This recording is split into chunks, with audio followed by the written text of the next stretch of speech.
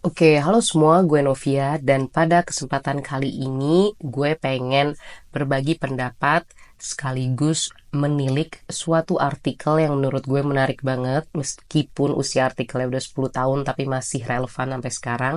Jadi judul artikelnya itu adalah Six Danger Signs of Emotional Spending yang ditulis oleh Sabah Karimi 10 tahun lalu di US News rubrik Money.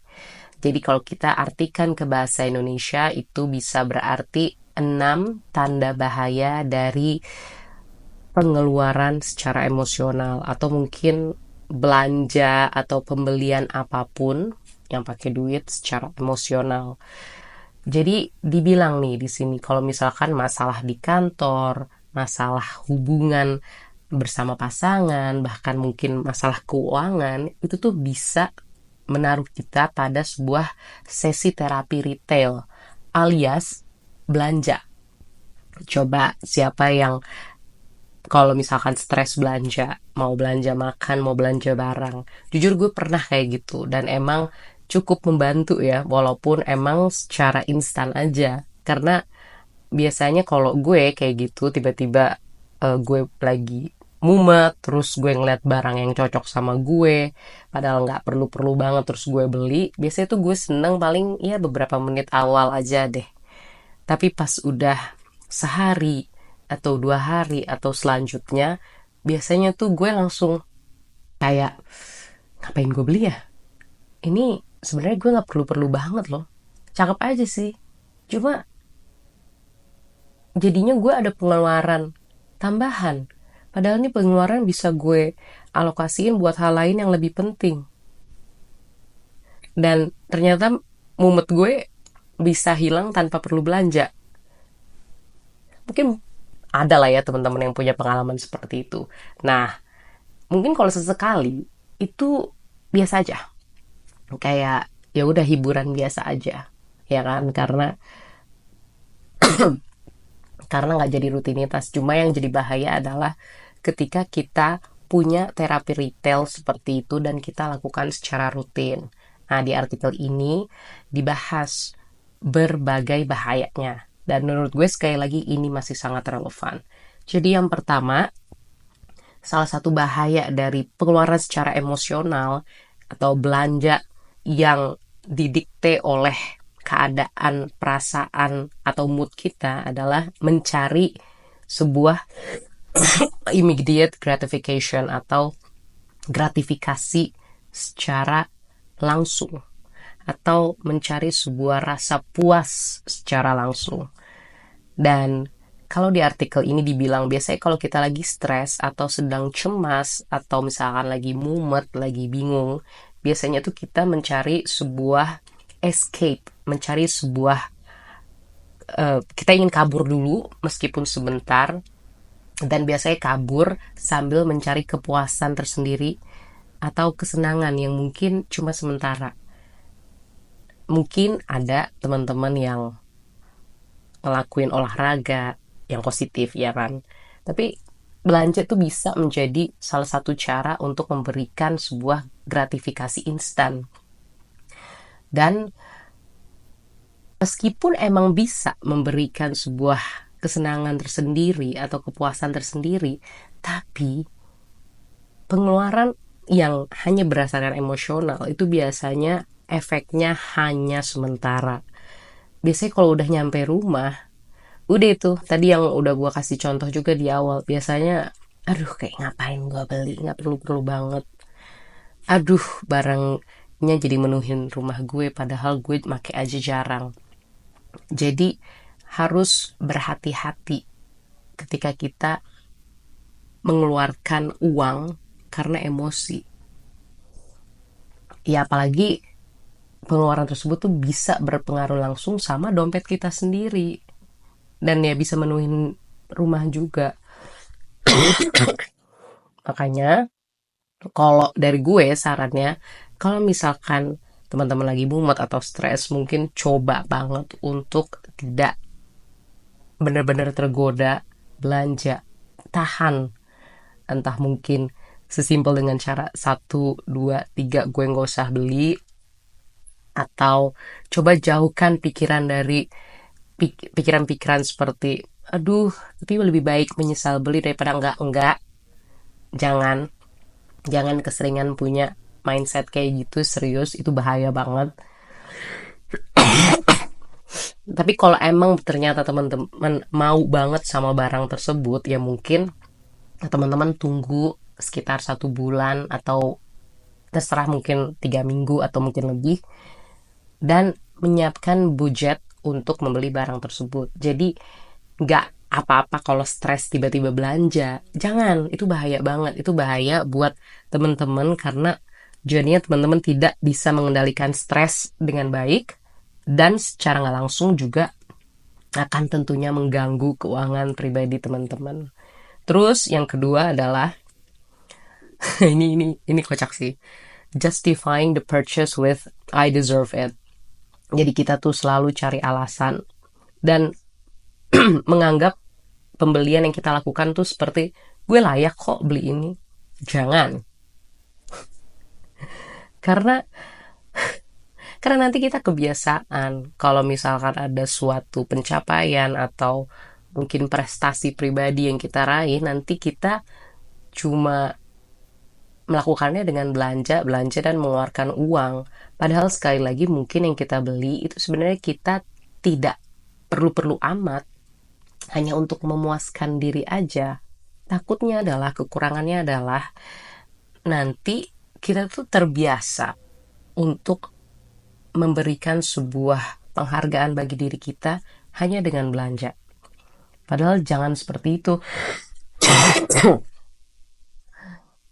Emang tentu seneng lah kalau kita misalkan belanja sesuatu setelah mungkin kita menabung. Tapi itu beda, karena kalau misalkan menabung kan kita udah udah membuat budget dan kita udah menyisihkan uang kita untuk membeli barang tersebut. Jadi keuangan umum kita yang untuk bayar kewajiban tuh tidak terganggu.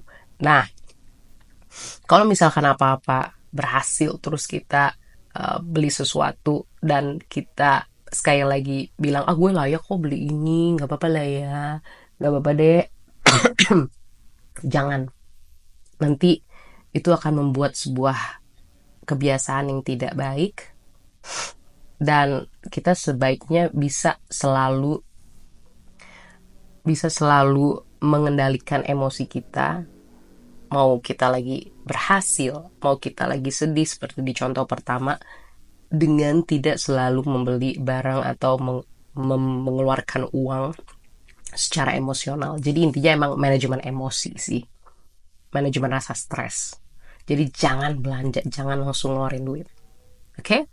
Terus yang ketiga, ini bahaya banget, mengeluarkan uang karena kita punya masalah keuangan. Wah, ini bahaya banget sih. Karena betul sering terjadi padahal kita nggak punya duit, tapi kita malah belanja. Yang mana malah nambah utang lagi. Jangan, kalau misalkan emang udah punya masalah keuangan, fokus dulu sama masalahnya. Dan jangan pernah ngebiasain untuk ngutang dan beli barang tersebut padahal lagi nggak punya uang.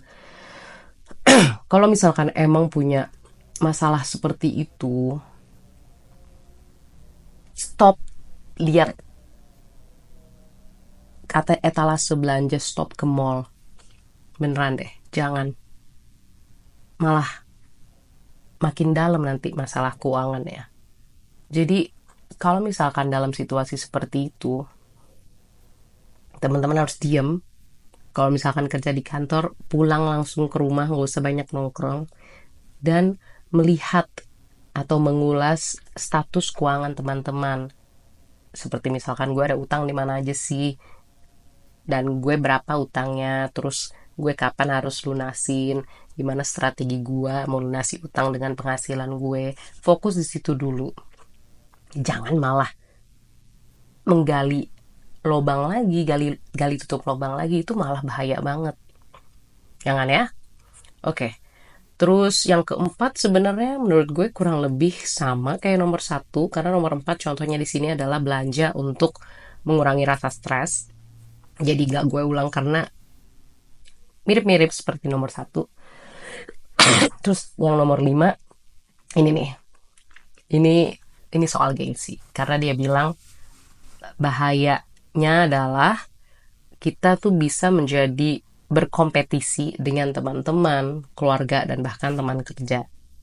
Ayo, siapa yang pernah beli sesuatu karena merasa tersaingi sama teman kantor? Ayo ngaku. Tahu mungkin keluarga ada yang beli sesuatu terus jadi merasa ego juga harus punya. Jangan cuy, bahaya banget. Udah, kalau misalkan ada teman-teman yang beli sesuatu, teman-teman kantor misalnya atau keluarga yang beli sesuatu, ya udah, good for them. Ya udah, fokus aja sama apa yang teman-teman suka dan mau.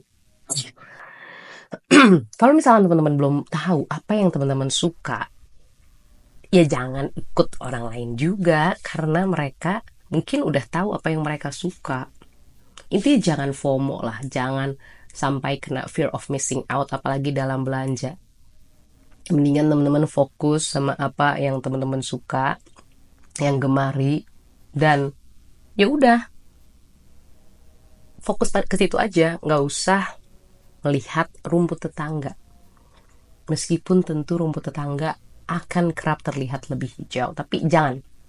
Oke, fokus aja sama teman-teman. Kalau misalkan teman-teman nggak punya sesuatu hal yang dibeli, atau mungkin konser yang ingin didatangi, atau mungkin liburan, ya bagus, udah tabung aja dulu buat teman-teman sambil menelusuri kira-kira gue senangnya apa. Atau kalau nggak pun ya bagus, udah simpen aja tuh duit. Jangan belanja karena pengen ikut-ikutan. Capek loh itu, hidup didikte sama gengsi. Jangan ya, nggak enak banget, sumpah. Kalau misalkan ada temen ya, bukan keluarga, temen yang bener-bener ngikutin gengsi, yang mungkin agak ngejelekin kita karena mungkin kita nggak belanja barang A, B, C, ya mungkin dia bukan teman kita loh. Karena kalau temen mah pasti terima kita apa adanya. Barang-barang kayak gitu tuh mendingan evaluasi deh. Kalau misalkan ada teman-teman yang kayak gitu, mungkin sebenarnya teman tersebut malah nambah beban buat kita. Tapi intinya ya janganlah membeli barang karena gengsi. No, big no. Nah ini nih, terus yang keenam, yang terakhir, membeli atau mengembalikan lebih banyak barang daripada yang kita simpan. Menarik. Jadi kalau misalkan kata penulisnya ya di sini, bagi para pembelanja emosional biasanya membeli dan mengembalikan beberapa barang di satu waktu itu biasanya menjadi sebuah rutinitas yang bisa mengkontrol masalah kita. Tapi sebenarnya hal tersebut justru akan mendorong kita untuk terus belanja. Menarik sih, karena mungkin kalau di Indonesia nomor 6 ini kurang relevan, karena nggak sedikit yang, kayaknya nggak terlalu banyak yang punya peraturan seperti itu ya. Jadi gue pribadi sih gue skip aja ya, karena nggak terlalu relevan. And that's it. Maaf gue batuk-batuk, tapi gue harus rutin bikin video. Terima kasih buat teman-teman yang udah nonton sampai titik ini. Semoga bermanfaat dan sampai jumpa di video selanjutnya. Dadah!